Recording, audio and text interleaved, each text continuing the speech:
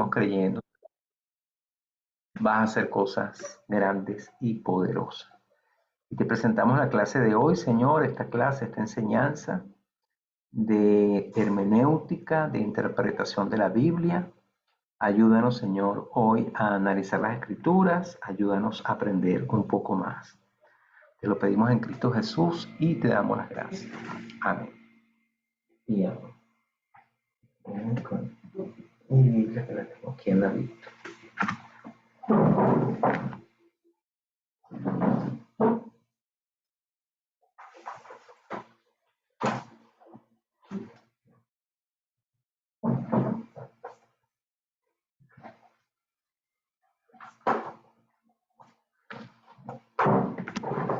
Ok, mis hermanos.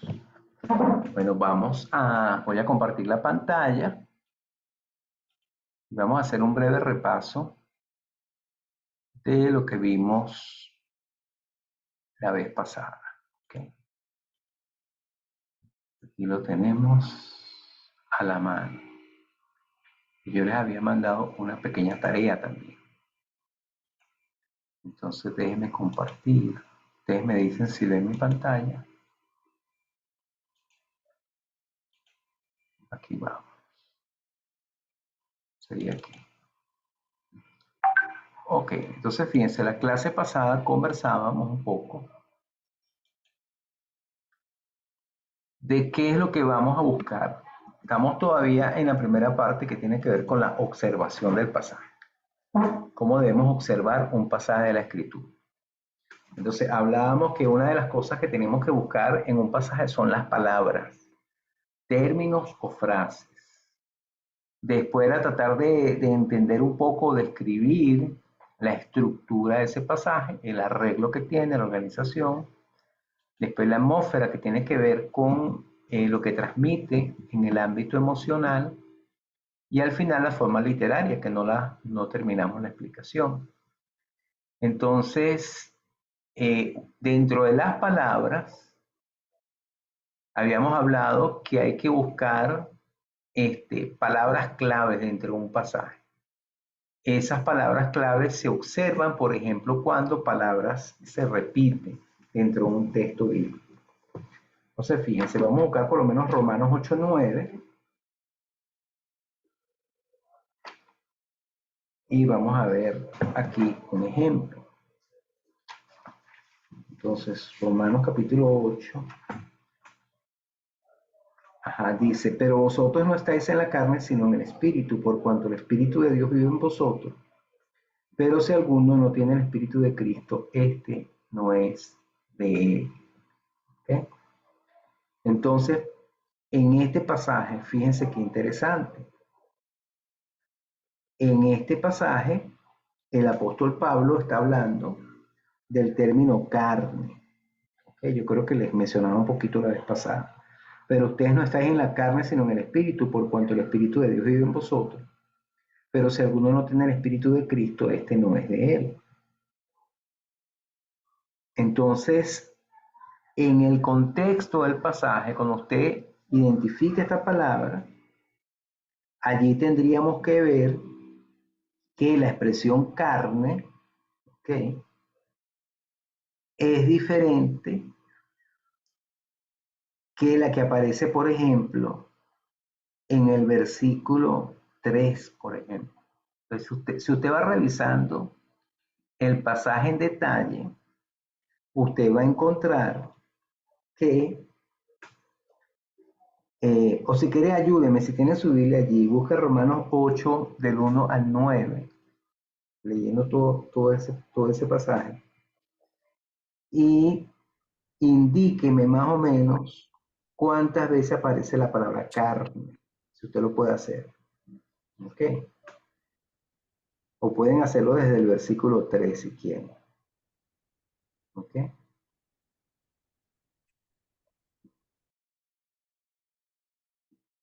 Fíjense que es una palabra que se repite muchísimo en este texto.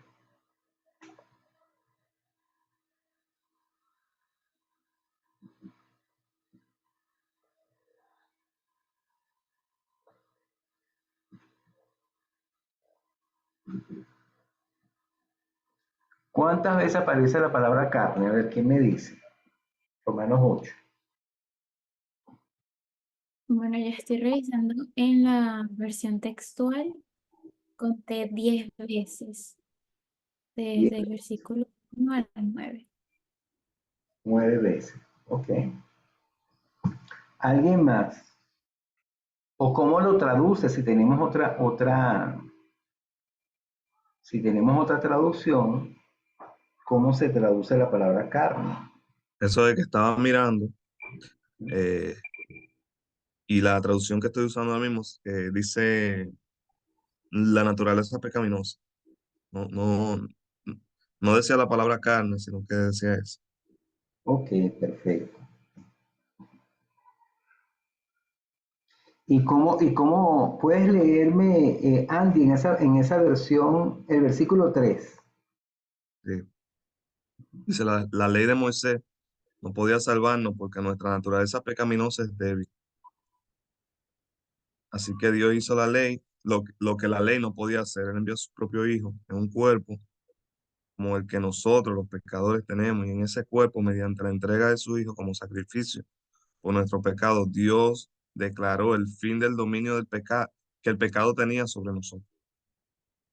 Ok. Entonces, fíjense, en ese pasaje capítulo 3, nosotros tenemos la palabra carne en una Biblia, vamos a llamarla de traducción textual, ¿verdad? Como la Biblia textual o la Reina Valera. Tenemos la palabra carne en 3 ocasiones, ¿ok? Y en la traducción que está leyendo Andy, ¿cuántas veces aparece naturaleza pecaminosa en ese pasaje?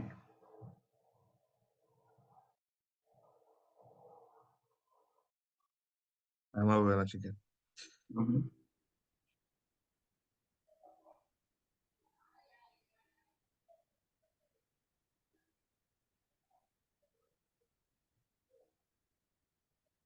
Mm,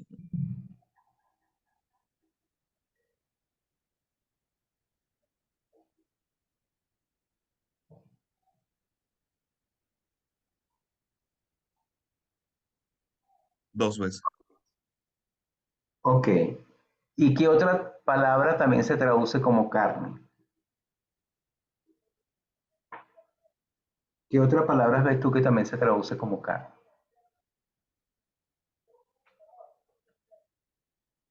Habla del pecado tiene, o sea, del dominio que tiene el pecado sobre nosotros.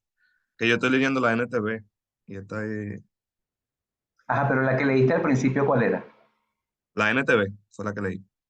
La nueva traducción viviente. Aparece la palabra cuerpo. Sí, Ok. Entonces, fíjese, esa Biblia nos está haciendo el trabajo. ¿Por qué?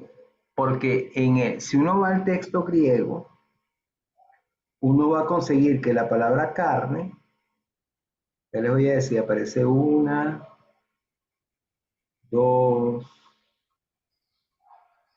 3 veces. ¿Ok? La palabra carne aparece 3 veces. Disculpe, pastor. Ajá. Yo también tengo la NTV y es en el capítulo completo o usted dijo una porción específica del 1 al No, 10. estamos solamente ahora Romanos 8:3. Ok. Aunque Porque yo más les dije, adelante. aunque yo les dije que leyeran las 9 y vamos a ver que esa palabra carne aparece muchísimo. Exacto, porque hasta el 5 ya yo lo he encontrado como 3 veces. Bueno, una, dos, tres, cuatro Ajá. veces. Hasta el 6 aparece 4 veces naturaleza pecaminosa. Ok, perfecto. En esa misma versión. Sí, entonces lo que quiero ilustrarles es que en algunas ocasiones la palabra es traducida de una forma y en otras ocasiones la palabra es traducida de otra forma. ¿Ok? Entonces, ¿a qué obedece esa diferencia? ¿Por qué nos traducen la palabra carne en algún momento como naturaleza pecaminosa y en otros momentos nos la traducen como cuerpo? ¿Qué piensan?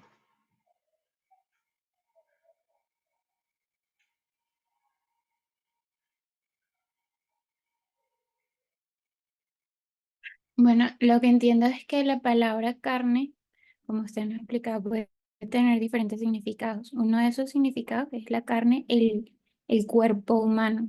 Entonces, cuando dice que Jesús vino como en condición humana, se refiere a eso, que él tomó esta forma, este cuerpo de hombres para vencer a la condición de pecadores, ¿verdad? Que es esa tendencia al pecado, que es el otro significado que tiene la palabra carne, que es esa inclinación al pecado que tenemos.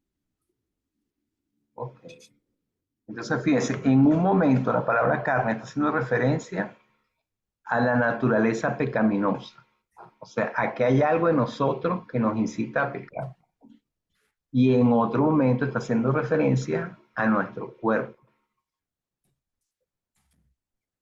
¿Ok? Entonces, cuando habla de naturaleza pecaminosa, de esa tendencia al pecado, lo está haciendo cuando habla de nosotros mismos. Cuando habla de Jesús, él está hablando del cuerpo de Jesús. ¿Ok? Entonces hay como una diferencia allí. Dice la versión Reina Valera, porque lo que era imposible para la ley, por cuanto era débil por la carne, Dios enviando a su Hijo en semejanza de carne de pecado, y a causa del pecado condenó al pecado en la carne. ¿Okay? Entonces ahí aparece 3 veces lo que está diciendo.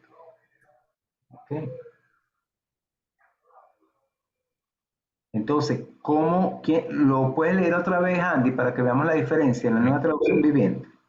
Sí. Dice, la ley de Moisés no podía salvarnos porque nuestra naturaleza pecaminosa es débil. Así que Dios hizo lo que la ley no podía hacer. Él envió a su propio Hijo en un cuerpo como el que nosotros los pecadores tenemos. Y en ese cuerpo, mediante la entrega de su Hijo como sacrificio por nuestro pecado, Dios declaró el fin del dominio que el pecado tenía sobre nosotros. ¿Okay? Entonces, Dios declaró el fin del dominio que el pecado tenía sobre nosotros, pero gracias a quién? Al cuerpo de Cristo. ¿Ves? No a la naturaleza pecaminosa de Cristo, porque en Cristo no hay naturaleza pecaminosa. ¿Ok? Entonces Jesús tuvo un cuerpo como el de nosotros, pero el mal fue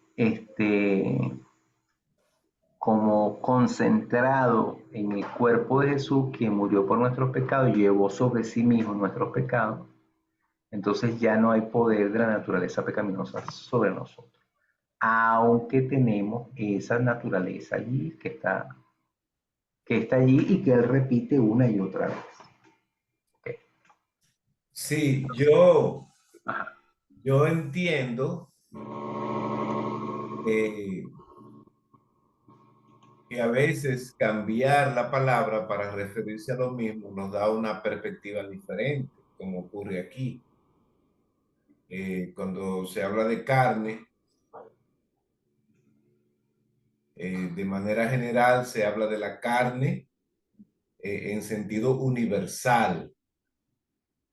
Entonces, cuando dice que envió a Jesús en forma de cuerpo, ¿verdad? Está hablando no de la carne universalmente, en su acepción universal de carne, la carne humana,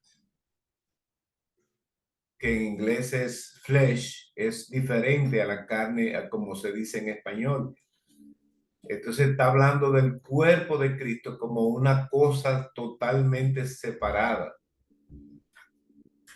Y eso quizás, eso nos hace entender mejor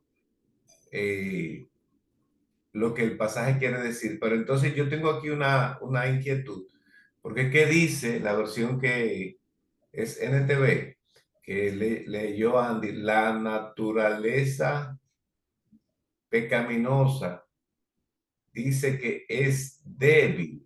Así es como dice. Andy, ¿lo puedes leer? Yo creo que sí. Sí, Pero Pablo está dice, hablando en referencia a él mismo o a nosotros como sí, pecadores. sí dice que nuestra naturaleza pecaminosa es débil.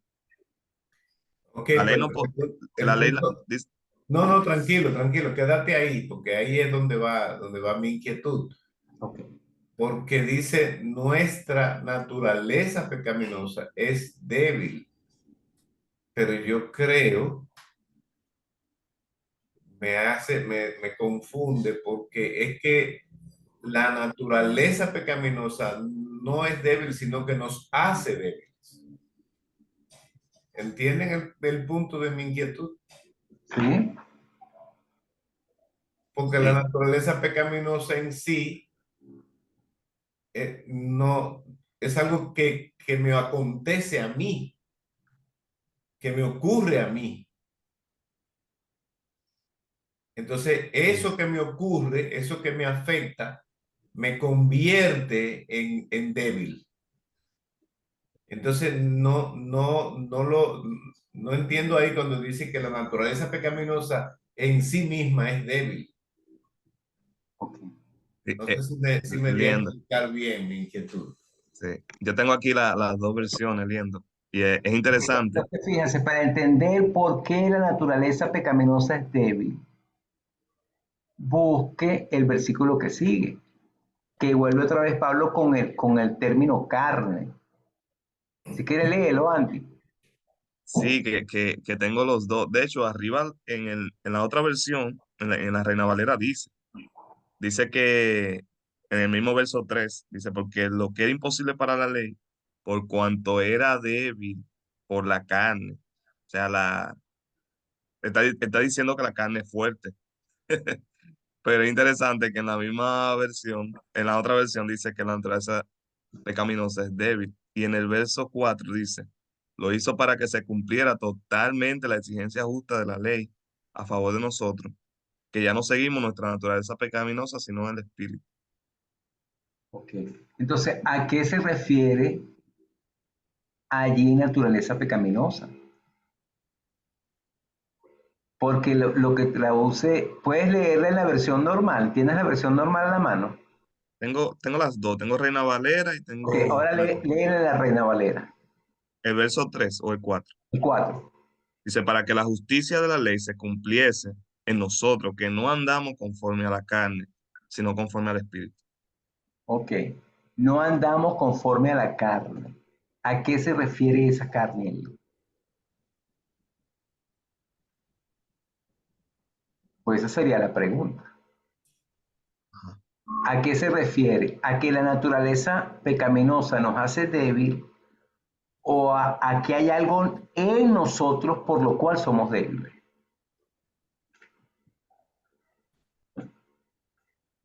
Me pregunto.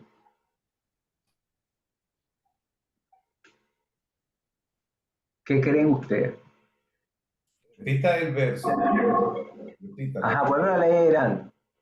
Dice, para que la justicia de la ley se cumpliese en nosotros, que no andamos conforme a la carne, sino conforme al espíritu.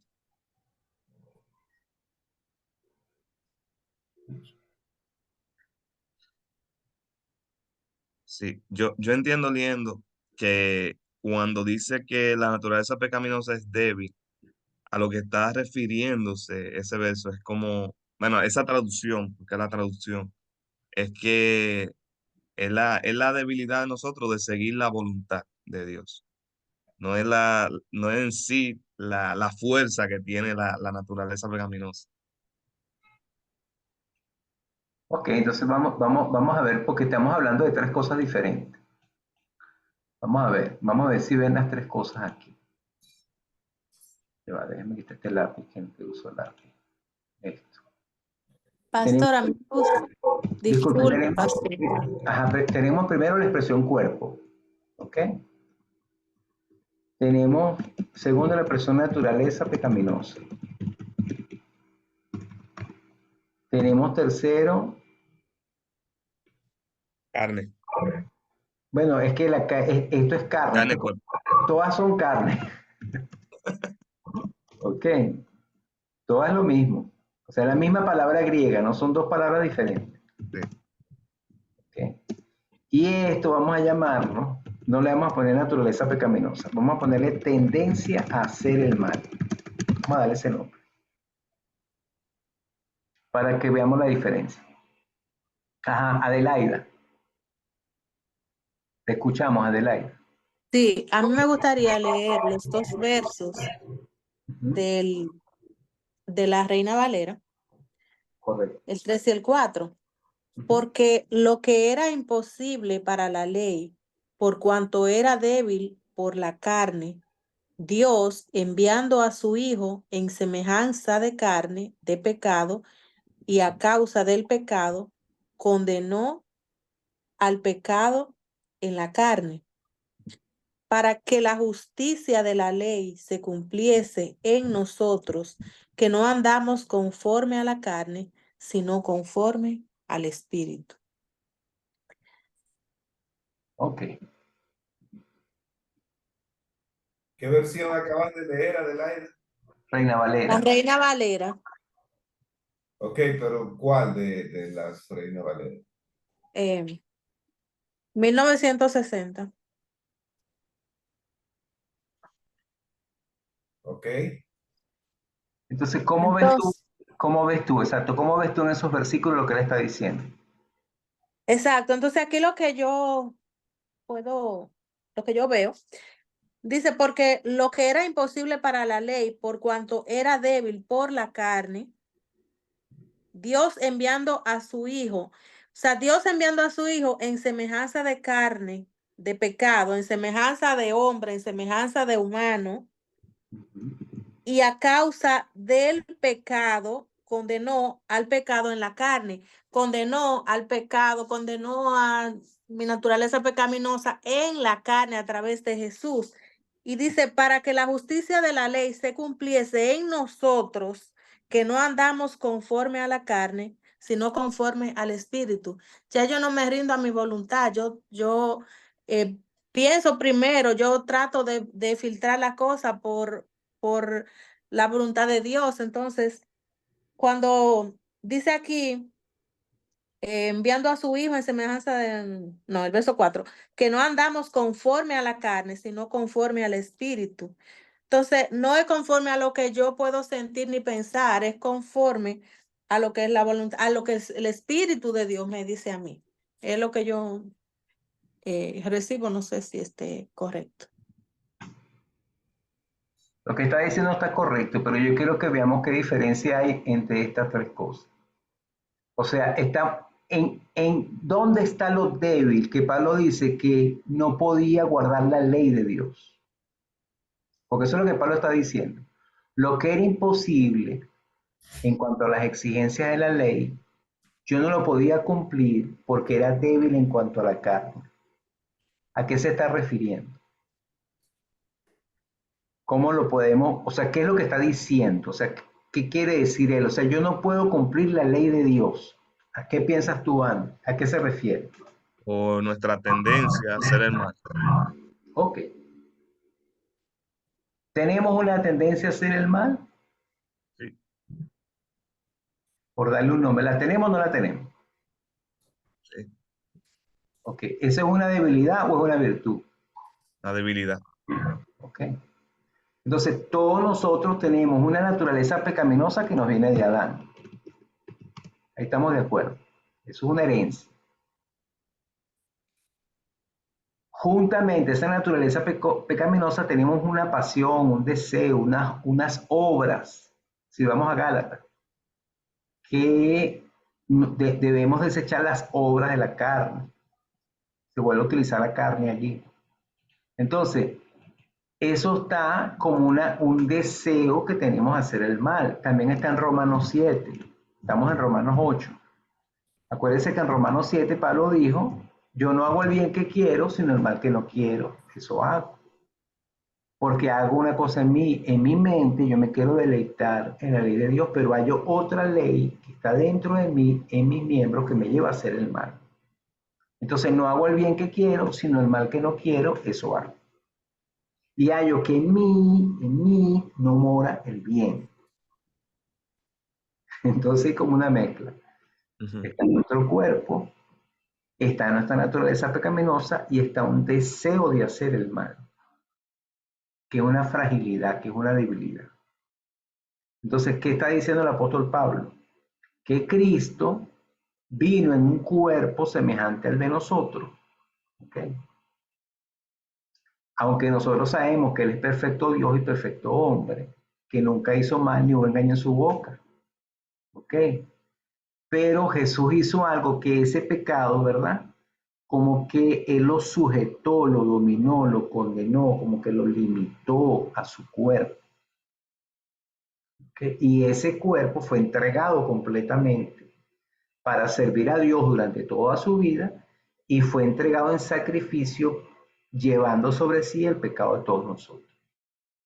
Entonces ya ese pecado fue juzgado, ese pecado fue enjuiciado por Dios.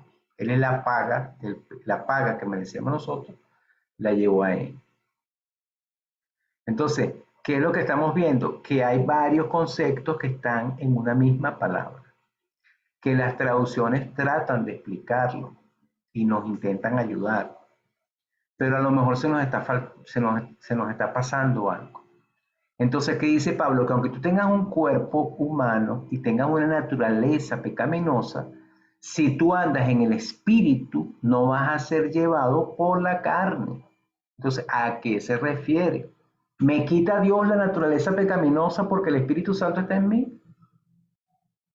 ¿O es que el Espíritu Santo hace que esa tendencia a hacer el mal se muera, no obre, sino que obra es el fruto del Espíritu? ¿Están conmigo? O sea, si el Espíritu Santo está en mí, ¿me elimina la naturaleza pecaminosa? Ah, Yo creo que no me la elimina, porque lo que nos dicen los textos es que está allí. Pero ¿puede el fruto del Espíritu Santo neutralizar la tendencia a hacer el mal? ¿Qué piensan? Que sí, que lo puede neutralizar. Okay. Si andamos en el Espíritu. Okay. O sea, si nos dejamos guiar, si somos guiados por el Espíritu, si somos llenos del Espíritu. Y ahí es la victoria que dice el apóstol Pablo. O sea, en el capítulo 7, en el último versículo dice, miserable de mí, ¿quién me librará de este cuerpo de muerte? En el capítulo 8 dice, ninguna condenación. O sea, ya Cristo pagó el precio, condenó al pecado en la carne y ahora nosotros somos guiados por el Espíritu. Entonces, en el versículo que sigue, dice, porque los que son según la carne piensan en lo de la carne, los que son del Espíritu en lo del Espíritu. La manera de pensar de la carne es muerte, pero la manera de pensar del Espíritu es vida y paz. Porque la manera de pensar de la carne es enemistad contra Dios, pues no se sujeta a la ley de Dios ni tampoco puede. Y los que están en la carne no pueden agradar a Dios. Pero ustedes no están en la carne si es que el Espíritu de Dios vive en vosotros. Y el que no tiene el Espíritu de Cristo no es de Él. Pero si Cristo está en vosotros, el cuerpo, la verdad, está muerto a causa del pecado, pero el espíritu es vida a causa de la justicia. Aquí no la puso más fuerte. Entonces, ¿qué es lo que está diciendo? Si está el Espíritu Santo en ustedes, es como que ya ustedes están muertos al pecado y ahora ustedes viven por el Espíritu para la justicia. ¿Ok? O sea, es muy complejo lo que le está diciendo y usted lo sigue leyendo. Y va a terminar con una frase, como, como una frase muy fuerte. Dice, así que entonces, hermanos, versículo ¿qué? 12. Somos deudores, no a la carne, para vivir conforme a la carne. Porque si viven conforme a la carne, van a morir. Pero si por el Espíritu hacen morir las obras, ya uso la palabra obras, la misma que está en Gálatas, las obras de la carne, viviréis. ¿Okay? Entonces yo no sé si queda más o menos claro la cosa o está confusa.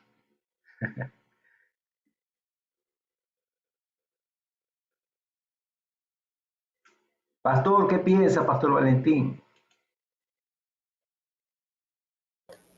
Yo pienso que si queremos vivir, tenemos que morir. Ajá, pero tenemos que morir ¿cómo? ¿A qué se refiere morir? A las obras de la carne. Ok. Sí, en realidad yo estoy totalmente claro y estoy de acuerdo.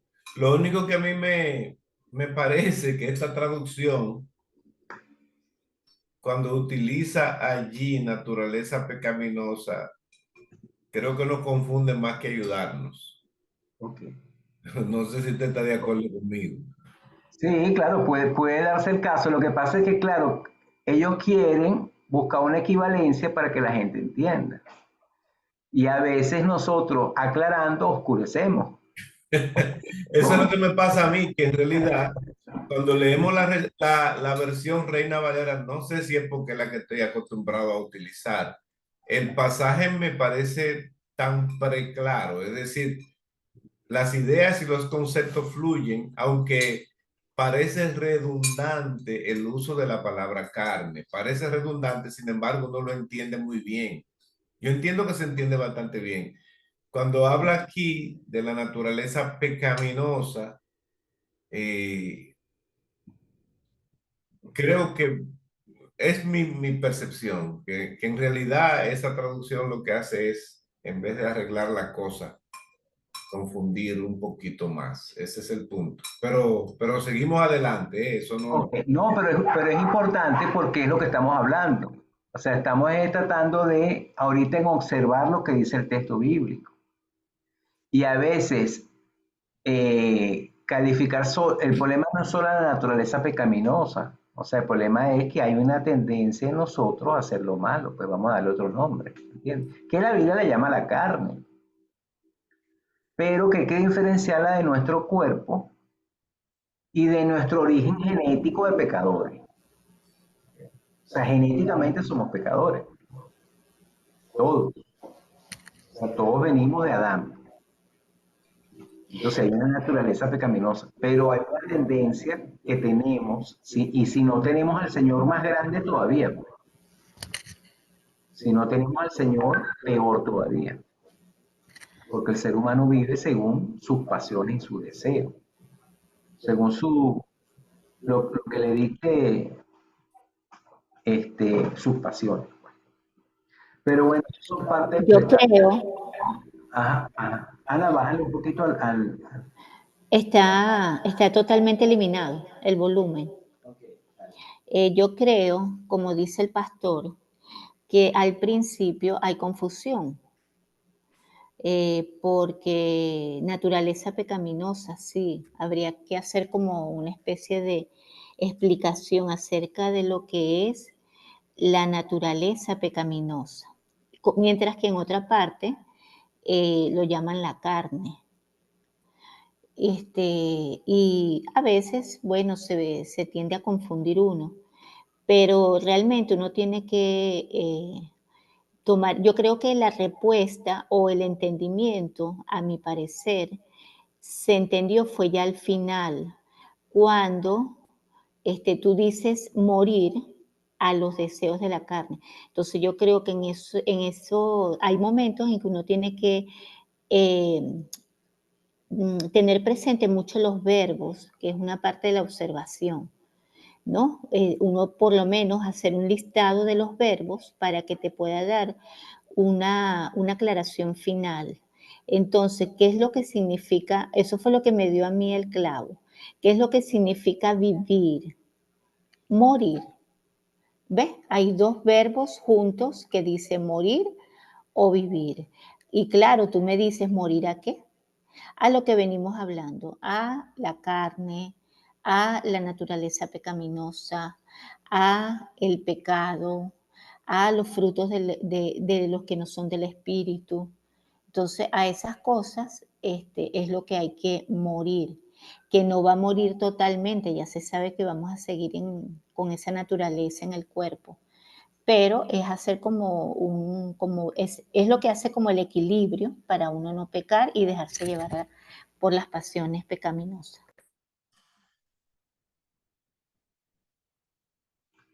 Adelante, Ana. Estoy leyendo que, o sea, yo estoy aquí desde ahorita reflexionando en el mismo verso 3 y yo estoy de acuerdo con Valentín, pero también pienso como lo chévere de tener, como de tener varios panoramas, es que tú puedes, o sea, tú puedes sacar cosas más profundas, como también en la misma Reina Valera confunde, porque dice que condenó al pecado en la carne.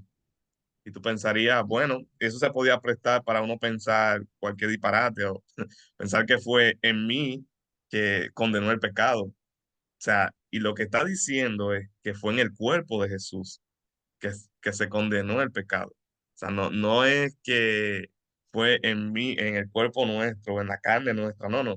Fue en el cuerpo de Jesús. Por eso vemos que más adelante dice que los que andan conforme al Espíritu, o sea, que tenemos acceso a ese sacrificio que se hizo en el cuerpo de Jesús, es que andamos, podemos vencer la carne o la naturaleza, o esa naturaleza pecaminosa que él hablaba. O sea, pero yo pude ver eso gracias a que tengo aquí las dos versiones en mi pantalla y por eso pude verlo. O sea, lo chévere de tener al lado de eso.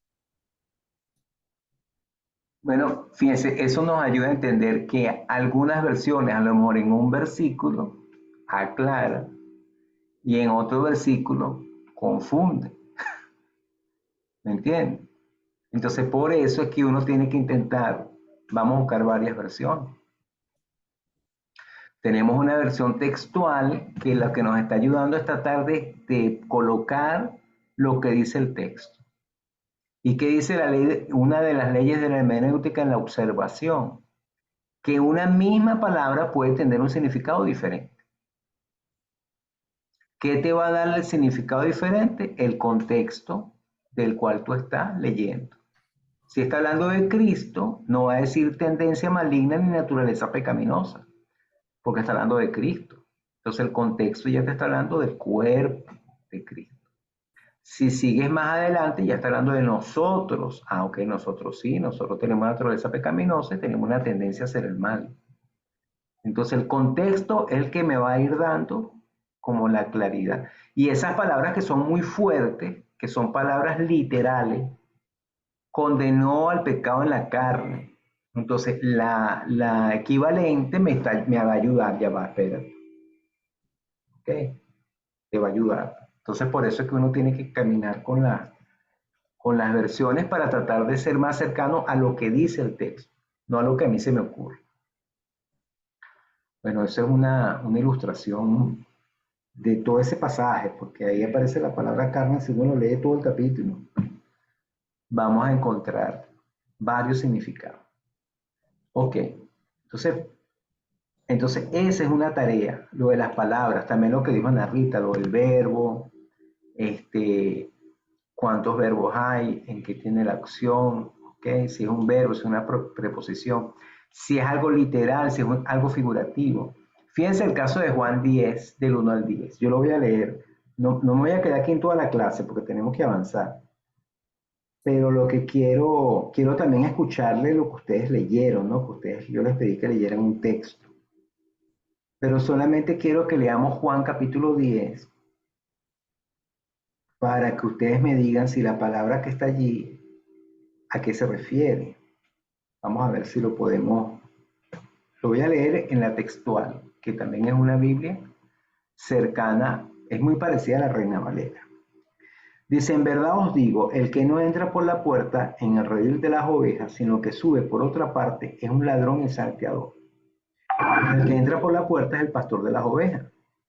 A este abre el portero y las ovejas oyen su voz y sus ovejas llama por su nombre y las saca. Cuando saca todas las suyas, va delante de ella y las ovejas lo siguen porque han conocido su voz. Y de ningún modo seguirán al extraño, sino que huirán de él porque no conocen la voz de los extraños. Jesús le dijo esta parábola, pero ellos no entendieron qué era lo que decía. Volvió pues a decirle Jesús, de cierto os digo, yo soy la puerta de las ovejas, todos los que vinieron antes de mí son ladrones y salteadores, pero no los oyeron las ovejas. Yo soy la puerta, el que por mí entra será salvo y entrará y saldrá y hará pasto. El ladrón no viene sino para hurtar y matar y destruir. Yo vine para que tengan vida y para que la tengan en abundancia. ¿Ok? Entonces, si leemos ese pasaje, ¿ok? Jesús está dando una parábola. ¿Ok? Entonces, de acuerdo a lo que usted lee allí, la pregunta mía sería, ¿quiénes son los ladrones y quién es el pastor? ¿Y eso es literal o eso es figurativo?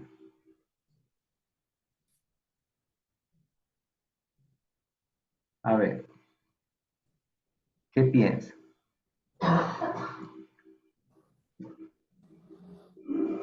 Es un pasaje que hemos leído muchísimo. Lo hemos leído muchísimo, lo hemos predicado y nos encanta Juan 10:10.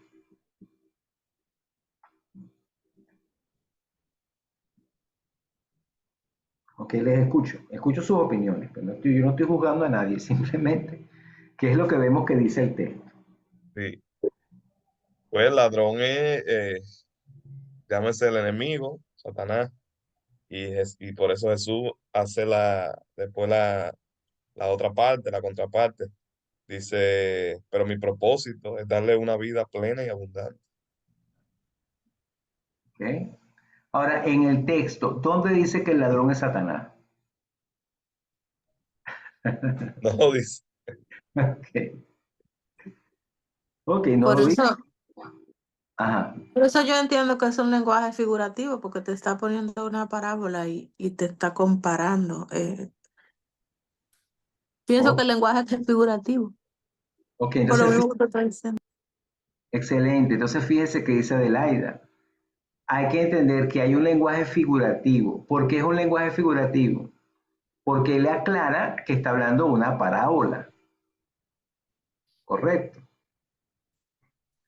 Entonces ya al decirnos que es una parábola, nos está dando pie a nosotros para darle un símbolo, para darle un significado, ¿ok? Una simbología.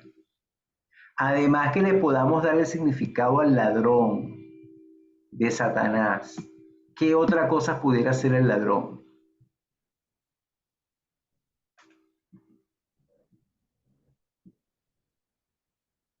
A ver, piensen un poquito, vean lo que le estoy diciendo. Le estoy diciendo que se abre a un lenguaje figurativo porque está aclarando que es una parábola. Y ahí tiene 20 puntos Adelaida. Andy nos está diciendo que el ladrón exclusivamente es el diablo, pero el texto no lo dice directamente. Ya ahí hay una expresión simbólica. Nosotros le estamos dando, ¿verdad? Un significado figurativo a ese ladrón. Ahora, ¿quién más puede ser el ladrón aparte del diablo? De acuerdo a lo que está planteando la parábola.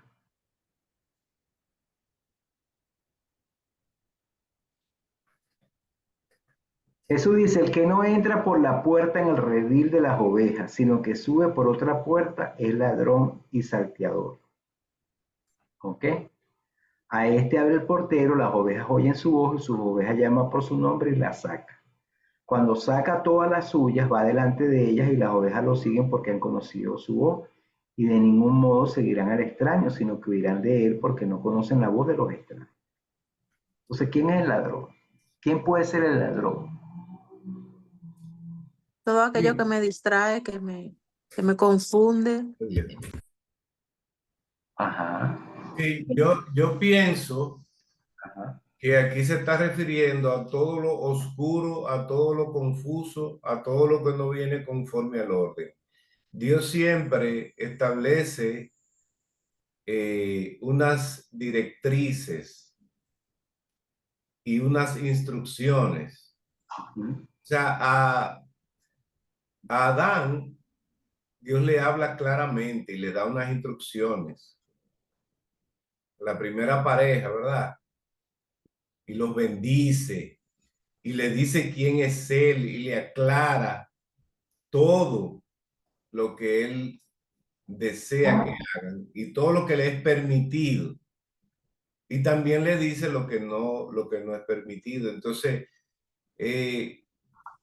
cualquiera que no respeta ese orden que sería entrar por la puerta, ¿verdad? Todo el que entra a mi casa por la puerta de atrás resulta para mí sospechoso. Puede que no sea el diablo, pero sí viene con intenciones tenebrosas, oscuras. ¿Por qué tú no entraste por la puerta? ¿Por qué tuviste que volar la verja? Tus intenciones no están claras. Entonces yo creo que cualquiera que no viene en ese orden se le podría considerar un salteador. Quizá a veces con buenas intenciones, pero no viene conforme al orden y a la dirección de por dónde debería entrar, que es por la puerta. Ok. Muy bien, gracias, pastor. Vamos a escuchar a Lior y después paso a Andy, porque Lior tiene la manito. A ver, Lior. Qué interesante cómo lo explica el pastor Valentín, ¿verdad? Lo lleva muy, como que muy ese ejemplo literal de quién entra por la puerta de nuestra casa y quién quiere entrar por otro lado. Y bueno, lo conecto, lo relaciono con lo que Jesús dice, de que Él es la puerta y el que por mí entra será salvo. Y yo lo relaciono con que un ladrón puede ser todo aquel que quiera ofrecernos salvación, pero no a través de Jesús.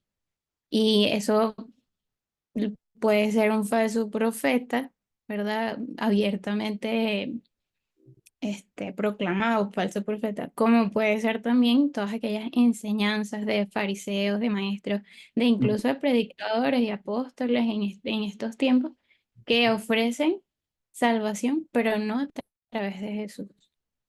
Correcto. Entonces, fíjense qué interesante. Unimos lo que está diciendo el pastor y unimos lo que está diciendo Lior. Okay. Está hablando de las ovejas de Jesús, está hablando de la puerta de las ovejas y está hablando de los que se saltan la puerta para agarrar sus ovejas. Y el que no entra por la puerta principal, como dice el pastor Valentín, sino que se mete por atrás o se salta la verja, ese es un ladrón y ese es un salteador. Entonces, cualquier persona, cualquier ser, cualquier enseñanza, cualquier doctrina que quiera sacar a las ovejas de Jesús y aproximarse a ellas sin haber entrado por la puerta, y él aclara ahí que la puerta es él, ese también es un ladrón. ¿Ves? Enseñanzas, doctrinas, pastores, líderes, maestros, profetas, ideologías, pensamientos, formas de agarrar a la oveja de Jesús sin entrar por la puerta y sin mostrar a Cristo, ahí hay un ladrón que va a robar, que va a matar y que va a destruir. Ajá, Andy, te escucho. No, no, tranquilo, que nunca había visto ese pasaje de esa forma, pero Jesús le estaba diciendo, era a los fariseos, le estaba diciendo ladrones. Exacto. No lo había visto así. Ok. ¿Ves? Entonces, fíjense que es importante que veamos si, la palabra, si las palabras son literales o figurativas, pero aunque son figurativas, tienen una enseñanza práctica. Porque normalmente lo primero que nos viene a la cabeza, que lo hemos escuchado siempre, el ladrón es el diablo. Pero no vemos a los otros salteadores, ladrones, ¿entiendes? A los otros, dicen en mi país, malandro. No vemos a todo ese poco de otras gentes, ideologías, doctrinas, cosas que atacan a la grey del Señor sin pasar por la puerta, sin entrar por la puerta. Y Jesús es bien claro, miren el versículo 8.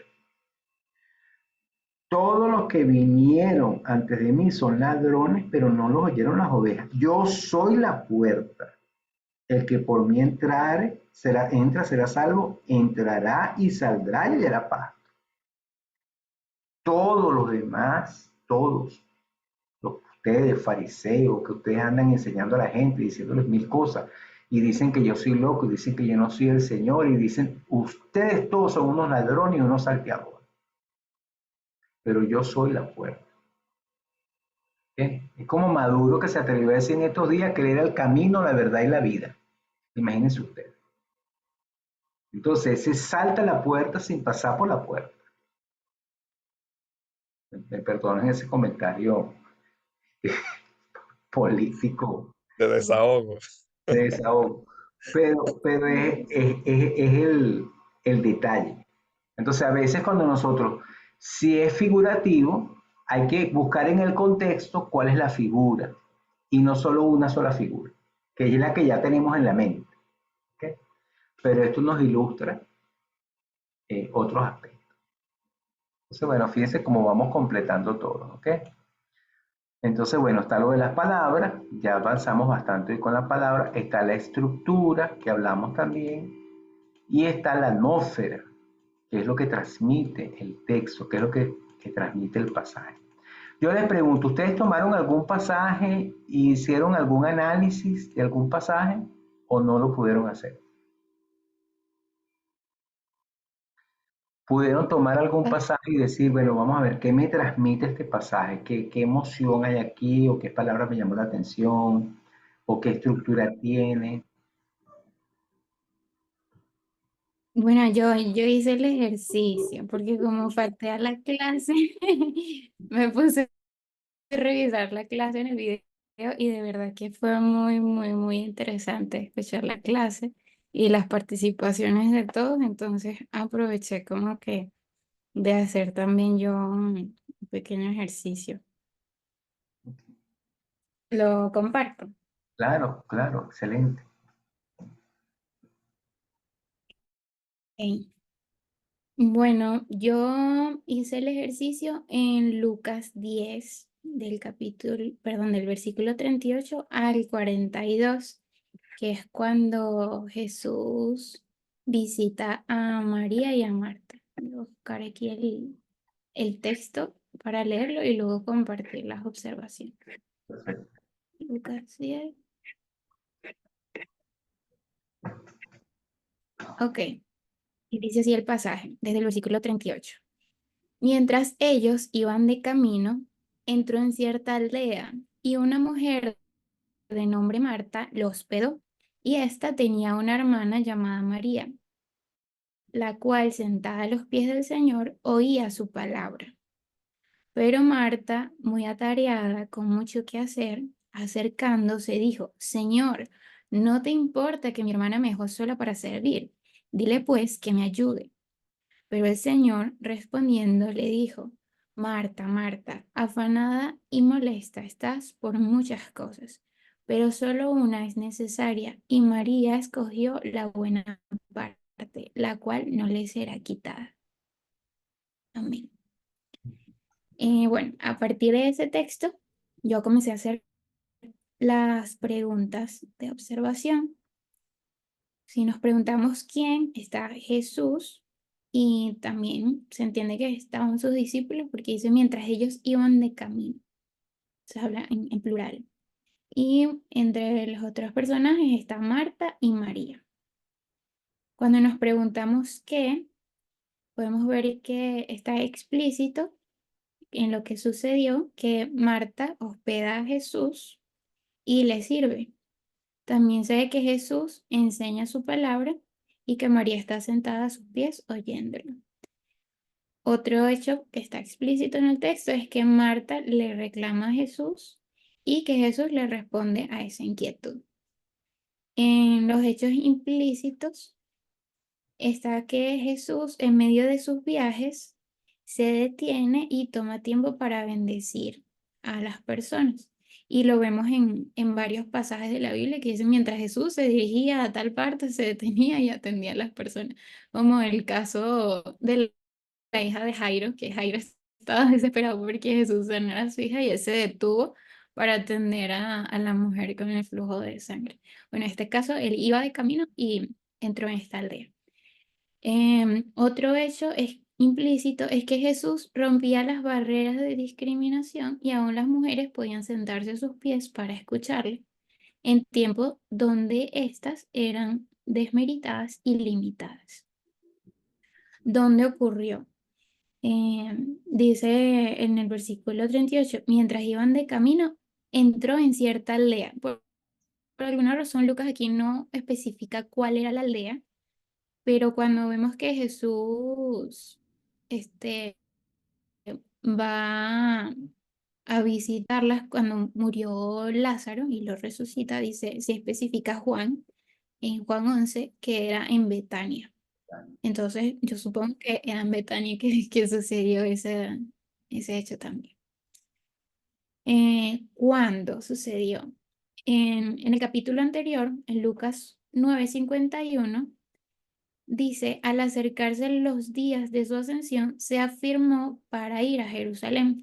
Entonces, el resto de sucesos que va relatando Lucas, se entiende que es de camino a Jerusalén. Entonces, mientras él iba de camino a Jerusalén, se iba deteniendo en ciertos lugares y se detuvo allí en Betania para visitar a Marta y a María. ¿Cómo sucedió? Aquí yo lo que pude observar con esta pregunta de cómo fue analizar la atmósfera que había en ese momento. Y era que era un momento de mucha frustración para Marta. Ella cuestiona a Jesús y le reclama sobre lo que debía hacer María. ¿Y cómo fue la respuesta de Jesús? Él no fue reactivo, sino que le respondió con paciencia, no con ira, sino con empatía, entendiendo cómo se sentía Marta, pero también diciéndole la verdad en amor. ¿Por qué? Yo me hice dos preguntas de por qué. La primera, ¿por qué Jesús va a casa de María y Marta? En Juan 11:5 nos dice que Jesús amaba a Marta, a María y a Lázaro. Entonces se entiende que la relación que tenía con ellos no era casual, sino que quizás era una amistad de muchos años. ¿Por qué Marta estaba frustrada? Fue otra pregunta que me hice. Marta quiso ser una buena anfitriona sirviendo a Jesús con diferentes quehaceres y supuso que María debía hacer lo mismo. ¿Qué había sucedido antes? En ese mismo capítulo 10, Lucas relata el momento en que Jesús es cuestionado sobre cómo heredar la vida eterna. Eso está desde el versículo 25, que es lo que Lucas relata justo anteriormente. Ok. Jesús es cuestionado sobre cómo heredar la vida eterna. Y la respuesta del Señor, bueno, que lo responde la misma persona que lo cuestionó, ¿no? Que es, ama al Señor tu Dios con todo tu corazón, con toda tu mente, con toda tu alma, con todas tus fuerzas. Y a tu prójimo como a ti mismo. Entonces se resaltaron esos que son los dos mandamientos más importantes. Y también cuenta la parábola del buen samaritano, quien mostró su amor a través de la compasión y actos de servicios a aquel hombre herido que lo necesitaba, indiferentemente del racismo de la época, cosa que no hicieron el sacerdote ni el levita, que eran directamente servidores, ministros de Dios, y no se detuvieron a atender a aquel hombre herido, quizás buscando guardar su santidad porque ellos no podían acercarse a muertos, ¿verdad? Porque eran impuros, pero también una vez escuché un comentario de que ellos venían bajando de Jerusalén, o sea, ellos ya habían ido a servir y estaban de regreso, entonces quizás si hubiesen podido detenerse a ayudar a ese hombre. Eso fue lo que sucedió antes. Entonces, allí Lucas y Jesús resaltan la importancia de amar al Señor y amar a tu prójimo. ¿Qué pasó después de ese encuentro con María y Marta? Fue que Jesús enseñó a sus discípulos a orar. Les enseñó a orar como Él oraba. También resalta el deseo y disposición del Padre Celestial para atender a sus hijos cuando estos piden, buscan y llaman a Él. Eso está en los versículos siguientes. ¿Cómo interactúan los personajes? En medio de sus ocupaciones, Jesús hace tiempo para bendecir a sus amigos. Por otro lado, María amó a Jesús pasando tiempo con él y escuchándolo. Y Marta quiso mostrar su amor también a través del servicio, pero el afán la llevó a la frustración y al prejuicio de la decisión que ha tomado María de sentarse a los pies de Jesús. También observé en la interacción de los personajes que Jesús le respondió a Marta con sabiduría y con amor. ¿Qué enseñanza nos deja el texto? Me parece que lo que más resalta las palabras de Jesús y me llama mucho la atención es que él le dice, solo una cosa es necesaria. Tú estás turbada, estás molesta por muchas cosas, pero solo una es necesaria. Y María escogió la buena parte, la cual no le será quitada. Siempre que yo leía este texto, entendía como que, bueno, es que lo más importante es pasar tiempo con Dios, orar, escuchar su palabra, etc. Pero viendo todo el contexto y lo que el Señor viene enseñando con la parábola del buen samaritano, y que el samaritano mostró su amor no yendo a servir a Jerusalén, no haciendo, no orando o diciendo alguna cosa, sino sirviendo a su prójimo. Entiendo que tanto el servicio como el pasar tiempo con Dios son cosas importantes. Entonces, cuando dice que solo una cosa es necesaria, mm, yo entiendo que esa cosa necesaria es el amor, que es lo que resalta cuando dice, ama al Señor tu Dios con todo tu corazón y a tu prójimo como a ti mismo. Y bueno, saqué 3 puntos de la enseñanza del texto. Dios no espera que nos ocupemos en muchas cosas para servirle, sino que lo que hagamos sea por amor y con amor. En segundo lugar, tanto el servicio como el pasar tiempo con Dios son importantes. La clave está en tener un corazón para Él. Y en tercer lugar, no debemos juzgar a otros sobre su relación y servicio a Dios. Cada quien tiene formas y tiempos diferentes para adorar. Solo Dios conoce nuestros corazones. Listo. Amén. Excelente, Dios. Te me fuiste hasta ya la interpretación, ya. Ay, ay, ay. Es que como la pregunta decía, ¿qué enseñanza dice el texto? Bueno, Pero ya esa es interpretación, ¿verdad? ok. Pero qué bien, muy bien. Entonces pusiste la lupa ahí en ese pasaje. Con su contexto, lo relacionaste con que Jesús iba a Jerusalén, lo relacionaste con la parábola, con las preguntas, con... Muy bien, muy bueno. Tienes 20 puntos por ahí. Entonces, bueno, fíjense, solamente yo añadiría un poquito más de la observación, 2 detalles, que es el estado emocional. El estado emocional. Por ejemplo, en esta versión que leyó Lior, que es la Biblia textual, dice Marta, afanada y molesta está por muchas cosas. ¿Okay? Entonces el estado emocional, ¿verdad? Ella siente como una injusticia, es injusto que María esté sentada a los pies del Señor y yo estoy aquí afanada y estoy molesta y estoy movilizada con muchas cosas. Entonces, eso es importante. Porque a veces a nosotros, sirviéndole al Señor, se nos olvida que lo más clave es, como dice Lior, que lo hagamos por amor al Señor. Entonces podemos estar sirviendo al Señor, pero afanados, molestos, movidos porque la gente no hace lo que uno le pidió, y uno pierde el sentido de estar con Jesús. O sea, a veces uno está sirviéndole al Señor, pero le sirve afanado, le sirve molesto, porque los demás no responden, porque los demás no hacen. Y nos olvidamos que la clave está en nuestra comunión, nuestro amor con el Señor. Y en cuanto a palabras, bueno, aquí la mayoría de las palabras son claras, ¿ok? Lo único es que si uno manejara un diccionario bíblico, si quisiera ampliar alguna palabra, es interesante que en el versículo 10:40 dice, pero Marta, muy atareada, con mucho que hacer. Si uno lee el interlineal, la palabra que hacer es diaconía, donde viene la palabra ser un diácono. Entonces, claro, uno no tiene acceso al texto para verlo, pues. Y no nos traducen aquí qué hacer. Pero realmente dice, Marta estaba muy atareada con mucho servicio al Señor.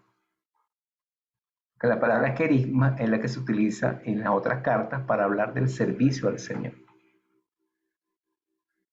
Entonces, ese detallito, esa palabrita, cuando uno vaya aprendiendo más palabras y más cosas, dice, ah, pero mire que esto lo podemos relacionar con el servicio al Señor. Y a veces nosotros estamos muy atareados con mucho servicio al Señor. Entonces, lo de las palabras nos puede ayudar allí, darnos un plus para darle una aplicación ya o una interpretación diferente. Ok, entonces vamos a seguir avanzando. Sé que se nos ha ido la clase rápido, pero les dejo la tarea a los demás, ¿les parece? Que en la próxima clase empezamos entonces con ese detalle de agarrar un texto, así como hizo Lior, hacer las preguntas que dimos. Ella hizo todas las preguntas que había antes, que había después, quiénes estaban, cómo estaban, por qué pasó, cómo interactúan los personajes. ¿Ok? Y después está palabras, estructura y atmósfera. Vamos bien, hermanos, o se me durmieron. Ok, les voy a hablar Vamos bien. Ok, les voy a hablar un corrido de lo que son los géneros literarios. Ok. En el libro que ustedes van a tener hay poco de los géneros literarios. Entonces esto es como un plus, como añadir un poquito a lo que son los géneros literarios. Entonces vamos a ver si completamos esa parte con esto. Okay. Entonces, los géneros literarios, okay, nos van a hablar a nosotros de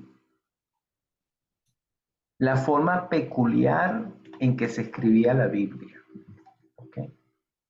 A eso nos referimos con géneros literarios. Okay. Entonces, la Biblia tiene formas peculiares en las que se expresaban la verdad de Dios. Esas formas peculiares nos van a decir a nosotros cómo Dios decidió comunicar su enseñanza. Entonces yo escribí esto en un material que saqué sobre género literario. No sé si lo ven allí. Dice, no lo veo. Dice, Dios ha permitido la expresión de su ley y de sus propósitos de múltiples formas. Se puede expresar la ley de Dios a través de preceptos o doctrinas, declaraciones doctrinales, a través de ejemplos o narraciones, estilo narrativo, a través de exhortaciones y aplicaciones prácticas de esa ley a situaciones específicas, y en ocasiones con anuncios de exhortación, edificación, ánimo, juicio. Eso sería profecía. A través de dichos sabios o por medio de himnos y cánticos, literatura de sabiduría sapiencial. Se puede proclamar la verdad de Dios a través de símbolos, mediante expresiones que dan luz y describen el desarrollo y cumplimiento de los propósitos de Dios más allá de lo vivido, lo apocalíptico. Todas son formas en las cuales se puede transmitir el conocimiento de Dios y sus propósitos según han sido revelados en las Escrituras. Entonces, ¿qué es lo que estoy diciendo yo allí? Que la ley de Dios, el plan de Dios, los propósitos de Dios se pueden expresar de diferentes formas, mediante declaraciones doctrinales, que es el lenguaje de doctrina de la Biblia, a través de ejemplos, a través de exhortaciones, a través de anuncios, de exhortación, de juicio, a través de dichos sabios, a través de cantos, a través de música, o a través de símbolos. Entonces, esa es más o menos las características que hay de los géneros literarios. Entonces, géneros literarios son las diferentes categorías en que se pueden clasificar los textos literarios, teniendo en cuenta que el contenido que se narra tiene un fin, tiene un propósito explícito. Dice una autora, una escritora, originariamente representa un género literario, cualquier tipo literario basado en un modelo abstracto ideal que describía un grupo de obras con una forma común, un método de presentación, una técnica, un tema o un tono. Eso lo clasifica un género literario. ¿Okay? En la retórica, esto nace desde los griegos, se clasificaban los géneros literarios en tres tipos: el épico narrativo, el lírico y dramático y el género didáctico. Los géneros literarios bíblicos son identificados normalmente cuando examinamos el estilo, la estructura, la forma, el tono, el contexto y las técnicas que utiliza un libro. Entonces, en la Biblia tenemos géneros literarios parecidos, ¿ok? Parecidos a los comunes que hay en la literatura. Entonces, ¿cuáles tenemos? Estos son los géneros que tenemos en la Biblia. A nivel general, si uno los toma por libros, uno puede decir que hay géneros literarios que están descritos conforme sean los libros de la Biblia. Entonces tenemos el Antiguo Testamento, ustedes saben que está dividido en tres, de acuerdo a los judíos. En la Torá, que es la ley, en los profetas y en los escritos. Entonces, ¿qué tenemos? Tenemos libros que vamos a llamarlos que son ley narrativa. ¿Ok? Son libros históricos, pero es la descripción de la ley, de cómo se respondió a la ley, o cómo se entregó la ley, o cómo se conoció la ley de Dios y a Dios, pero de manera narrativa. Eso lo tenemos por lo general en el Pentateuco, también lo tenemos en Ruth, en Esther, en Esdras, en Nehemías y en los libros de crónicas. ¿Ok? En el primer y segundo libro de crónicas. Tenemos allí una forma de descripción de ley narrativa. Tenemos libros de sabiduría, donde las expresiones son la aplicación de la ley de Dios y de lo que Dios quiere en situaciones específicas, situaciones prácticas, y en un estilo narrativo de sabiduría que tiene algunas particularidades. Entonces está Job, Proverbios y Eclesiastés. Tenemos poesía como tal, donde estarían los salmos, el cantar de los cantares y las lamentaciones. Tenemos profecía como estilo literario, ¿ok?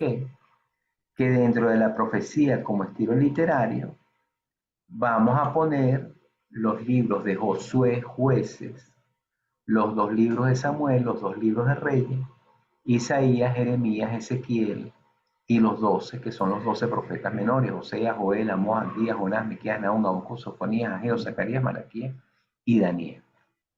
Que aunque es un libro profético, tiene elementos también apocalípticos. Entonces esos son los diferentes estilos de narración. En el Nuevo Testamento se nos añaden 3 estilos más, que es el estilo evangelio, que es un estilo narrativo, pero es un estilo narrativo particular, centrado en la historia de Jesús y lo que Jesús comenzó a hacer y continúa haciendo por el Espíritu Santo. Entonces ya encontramos Mateo, Marcos, Lucas, Juan e incluimos Hechos.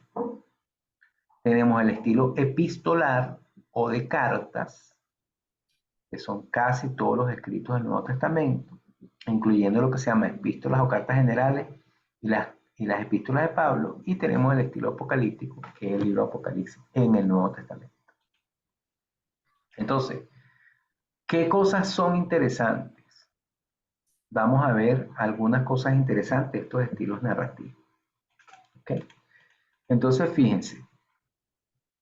Por ejemplo, en el estilo de narrativa o historia, que son los primeros libros que estuvimos hablando, ¿verdad? Entonces, ¿qué es lo que estamos encontrando nosotros? Que ese estilo narrativo e histórico, o ley narrativa e historia, está hablando de la historia, pero la historia en perspectiva de la fe, ¿ok? Está hablando de hechos históricos que se han vivido, pero en perspectiva de situaciones vividas, apuntando a cómo el hombre responde a Dios. ¿Ok? Entonces, en la Biblia tenemos tres eventos clave. Tenemos el éxodo de Egipto como un evento trascendental, donde está reflejado el rescate del pueblo de Dios de la esclavitud. Tenemos los exilios o las deportaciones, ¿okay?, en el Antiguo Testamento.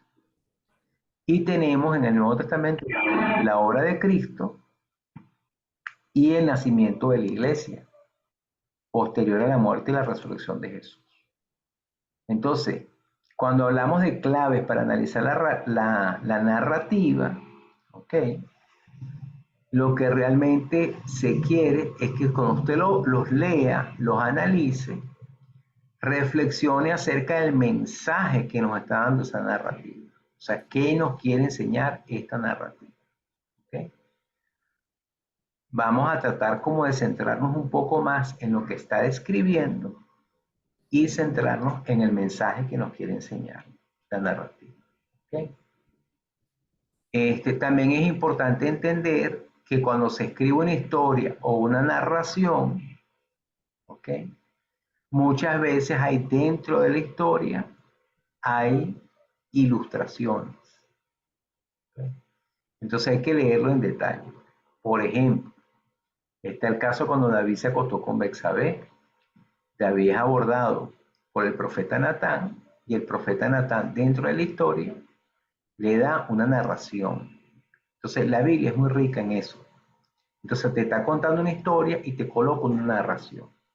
Entonces esas cosas hay que estar en cuenta para ver qué es lo que está ilustrando. ¿Qué ilustra la narrativa histórica y qué ilustran las ilustraciones? ¿Okay?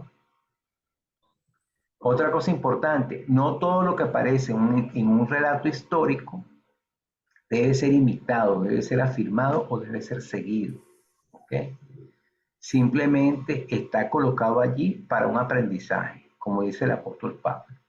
¿Okay?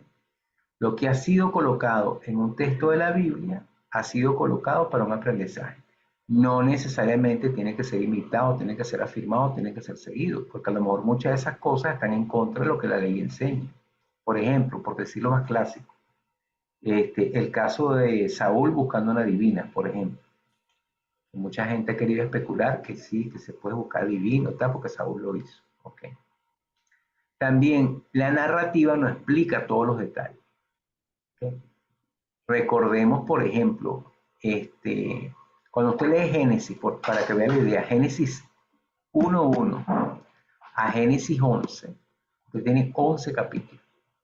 Entonces existe la gran probabilidad que en esos 11 capítulos de Génesis estén resumidos, por decir por la medida bajita y más tradicional evangélica. Ahí están resumidos aproximadamente 4.000 años de historia. ¿Okay? Otros expertos en historia dicen, no, ahí están resumidos por lo menos 6.000 años de historia en 11 capítulos. Entonces, la Biblia no narra los hechos como que si fueran una descripción cronológica. La Biblia está haciendo narraciones de eventos con el propósito de que nosotros conozcamos qué es lo que ocurrió y qué enseñanza permitió Dios con esa narración. ¿Okay? Entonces, la Biblia no es una historia cronológica detallada de 1000 cosas. Eso es importante que uno lo entienda. Ok. Las historias bíblicas no tienen que ser exhaustivas, esto se desprende del anterior, sin embargo son totalmente confiables. ¿Okay? Entonces no tiene detalles de muchas cosas que pasaron. Por ejemplo, ¿cómo se arrepintieron los ninivitas? ¿Qué pasó con el arca del pacto? ¿De dónde vino Melquisedec? ¿De dónde lo sacaron? ¿Okay? ¿Cómo David logró sacar los jebuseos de Jerusalén? ¿Okay? ¿Dónde está eso? Etcétera, etcétera. ¿Okay? Las historias a menudo ilustran doctrinas, pero no enseñan doctrina directamente. ¿Okay? Entonces, en algunas narrativas históricas se ve la doctrina, pero no son pasajes teológicos doctrinales. ¿Okay? Por ejemplo, cuando Jesús fue bautizado, vemos que está Cristo siendo bautizado, baja el Espíritu Santo de manera corporal, se posa sobre él, en forma de paloma, y se oye la voz del Padre. Entonces, ese es un pasaje que está ilustrando lo que nosotros llamamos la doctrina de la Trinidad de Dios. Pero no es un pasaje de la doctrina de la Trinidad. Tenemos otros textos donde Pablo dice claramente que Cristo es Dios. Son ilustrativos. Ok.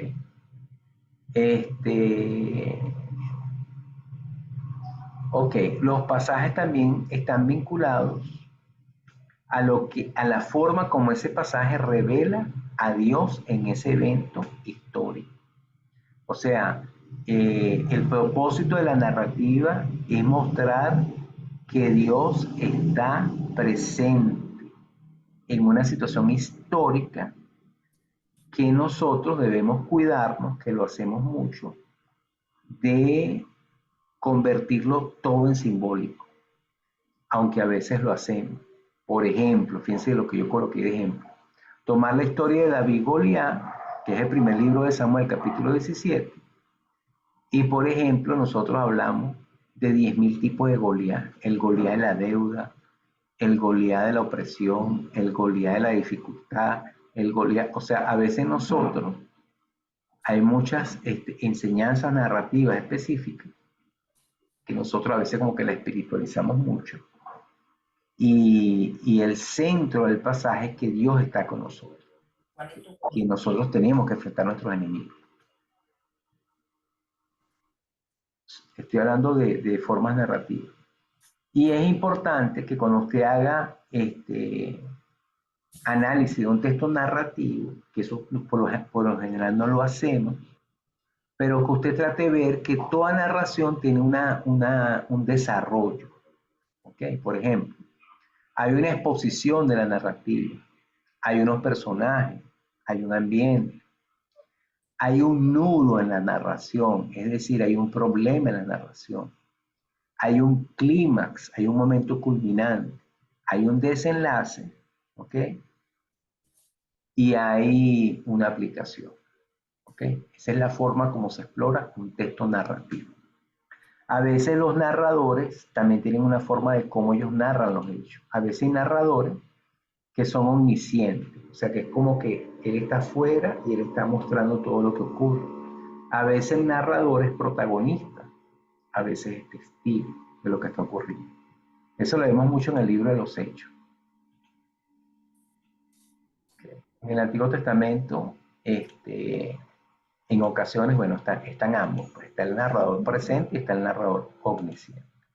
Entonces, esto es una forma como uno puede analizar un texto narrativo, que es una forma de aprendizaje, una estrategia para observar bien una narración.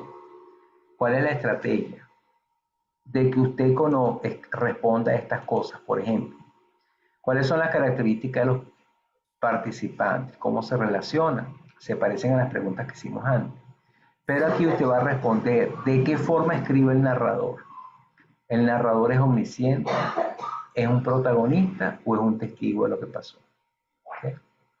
Y usted escriba en esa historia, por ejemplo, cuál es el contexto, el ambiente, el tiempo, el lugar, los antecedentes. ¿Con qué inicia la acción? ¿Cuál es el conflicto que se genera? ¿Cuál es el conflicto más intenso? ¿Cuál es el momento culminante? ¿Qué decisiones son importantes? ¿Dónde se empieza a disipar el conflicto? ¿Cómo se resuelve el conflicto? ¿Y cómo termina la acción? ¿Y cuál es la conclusión de ese pasaje narrativo? Entonces, esta es una técnica para poder entender pasajes narrativos de la escritura. ¿Ok? El análisis de textos narrativos. ¿Cómo vamos? ¿Están cansados o vamos bien? Muy bien, muy bien. ¿Está muy complicado esto o más o menos me captan la idea? Yo le canto. ¿Y los demás? Sí, se Entonces, entiende. Vamos bien, pastor, aquí. ¿van bien? Un poco de sueño, pero vamos bien. Se me está durmiendo el pastor, padre. Entonces, fíjense. Yo estoy aquí al lado de él para puncharle los pies. Bueno, cualquier cosa, hermano, me lo pellizca un poquito ahí nada más. Entonces, fíjense, vamos a ver por tema del tiempo, ¿verdad? Pero vamos a ver un poquito, y esto lo concluimos en la próxima clase.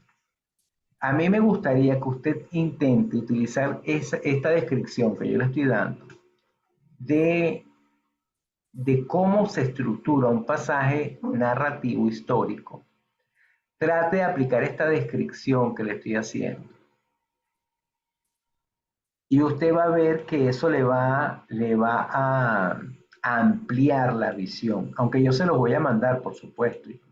Acuérdense que las láminas, yo les mando las láminas de la clase, ¿verdad?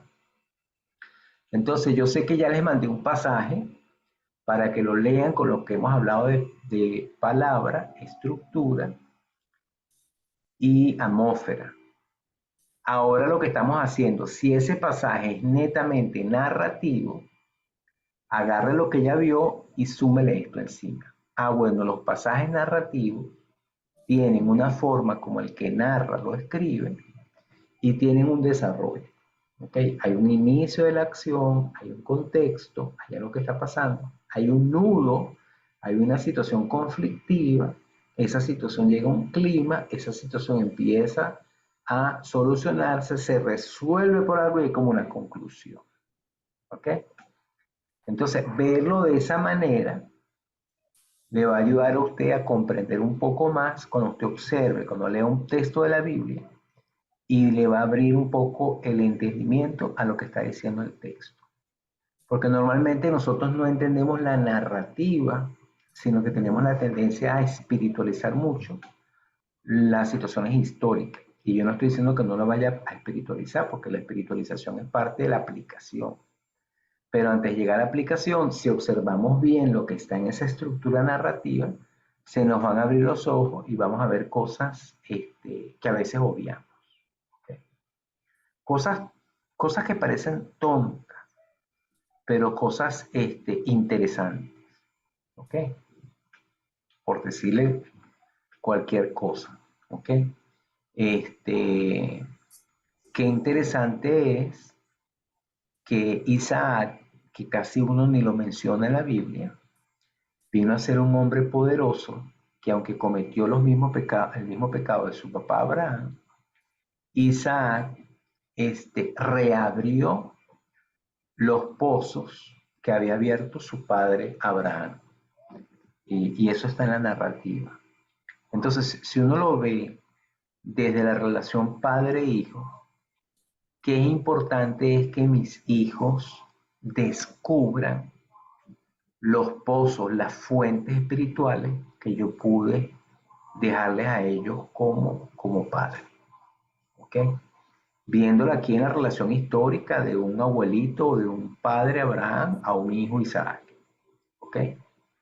Cómo en su encuentro con Dios, él pudo rescatar lo que su padre le delegó, le dio. Entonces, hay muy poco que se predica a Isaac, por ejemplo.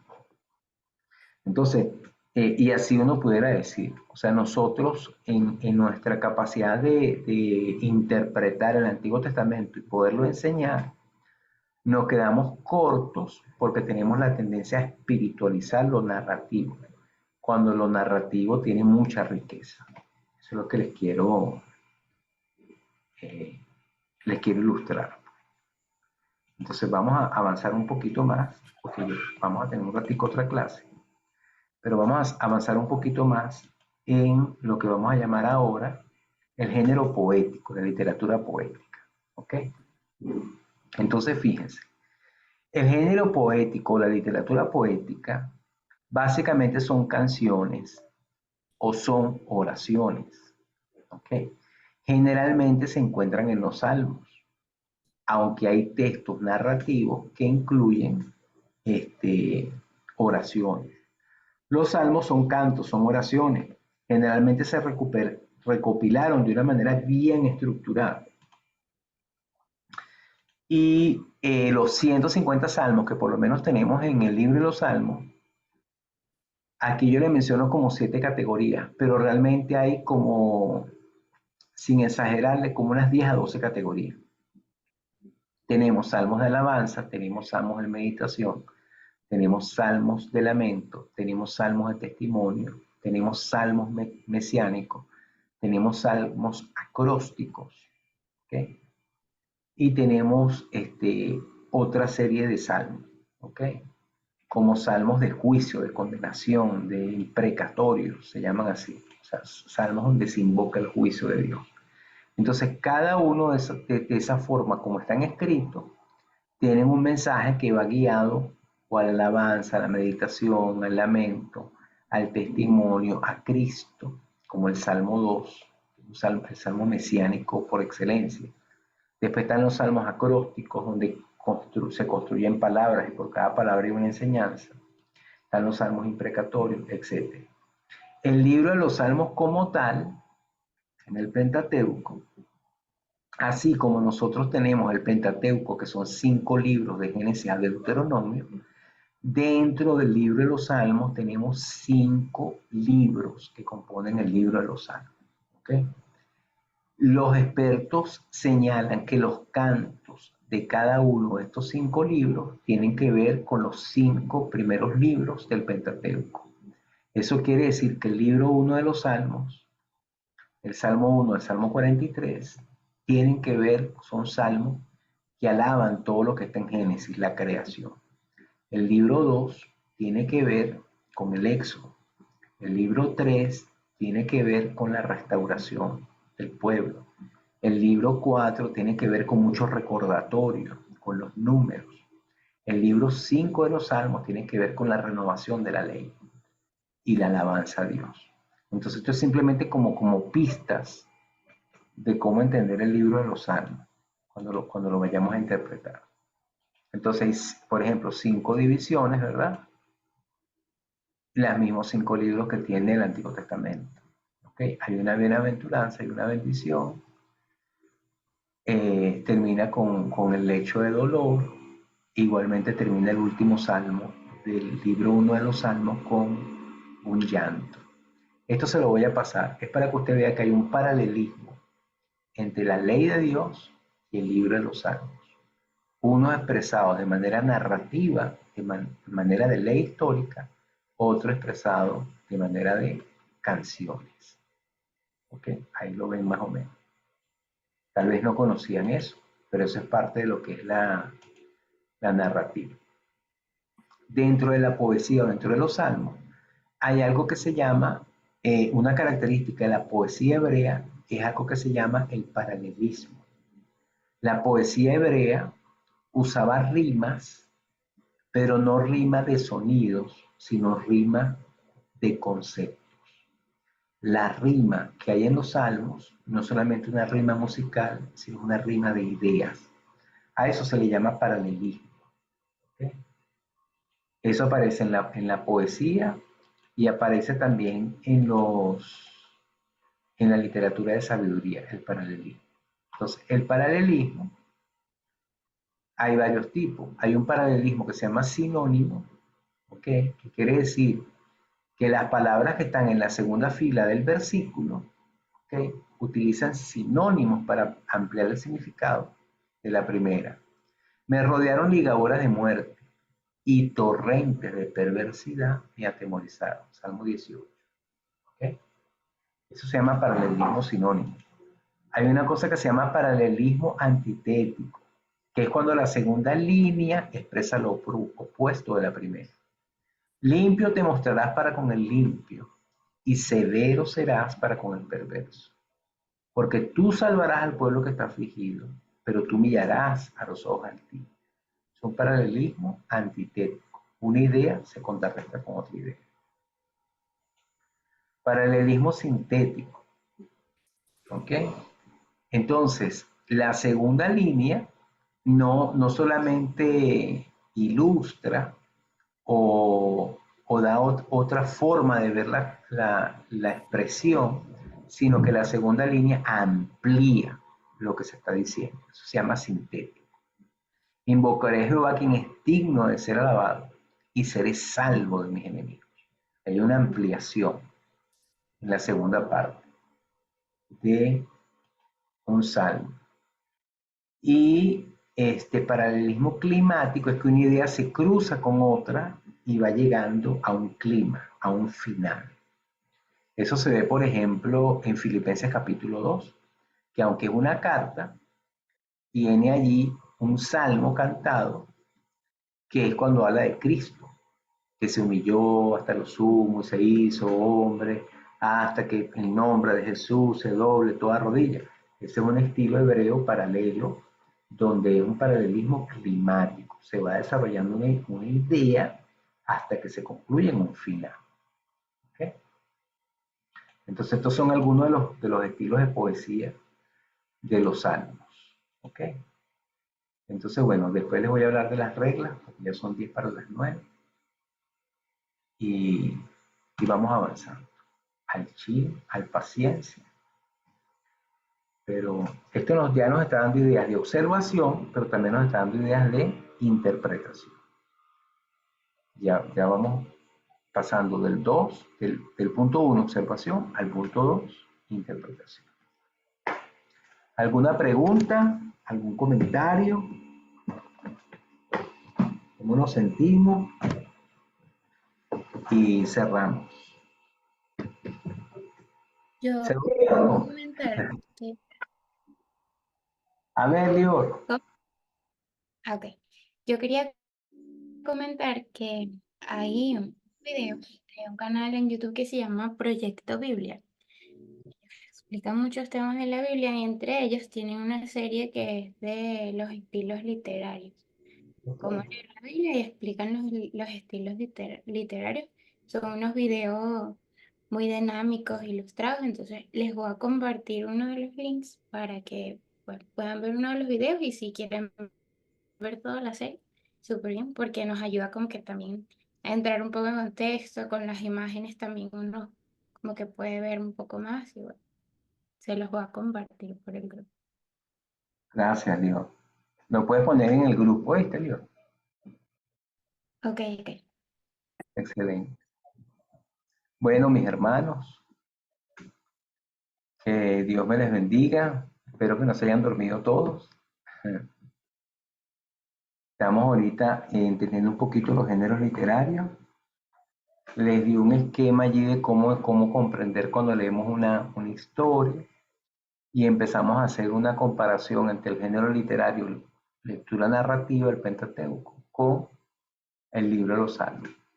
La relación que usted puede ir estableciendo entre esos dos géneros literarios que son diferentes, pero hay temas que son coincidentes allí en los Salmos.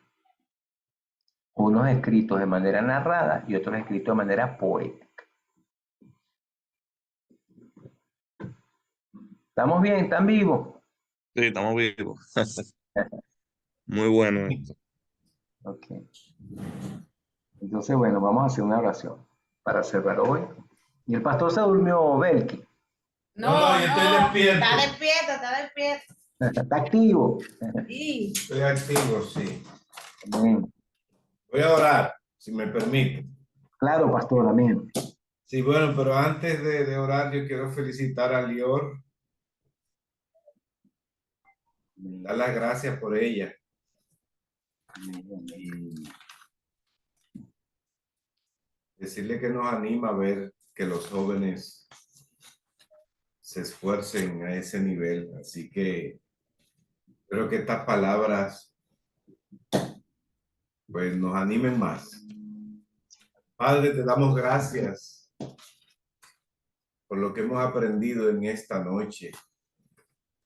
Gracias, Padre, incluso por las informaciones de primera mano que recibimos sobre la hermana nación de Venezuela, por lo que está pasando, Señor. Este momento tan difícil y doloroso. Pedimos que tu mano esté con los venezolanos, Señor. Oramos por Maduro. Así como tú dijiste en tu palabra que nos envías a orar por los que están en eminencia. para que podamos vivir quieta y reposadamente. Elevamos una oración desde aquí para que tú toques a este hombre, Señor. Que así como él ha proclamado tu palabra, esa misma palabra que él ha proclamado, le toque en el corazón y le transforme. Que como a Pablo, la palabra le cambie la dirección a este hombre y él pueda entregarse al Dios Todopoderoso, a Jesús de Nazaret. Que tú cambies, Padre de la Gloria, el corazón de este hombre por un corazón de carne sensible. Que tú rellenes ese corazón con una sangre nueva de un hombre arrepentido de verdad y rendido a los pies del Dios Todopoderoso. Te pedimos eso, Señor, desde el fondo de nuestro corazón, en solidaridad con el dolor que pasan nuestros hermanos en Venezuela. También te damos gracias, Señor, por nuestro maestro, profesor Liendo. Derrama bendiciones sobre él y toda su familia, Señor, y sigue fortaleciéndole, Señor. Y gracias, Señor, por haber abierto esta clase de bendición para nosotros. En el nombre de Jesús. Amén. Amén. Amén. Gracias, pastor. Bendecidos con la oración. Gracias, Lior. Amén. Gracias a ustedes, Pastor. Ánimo. Pastor Valentín. Amén.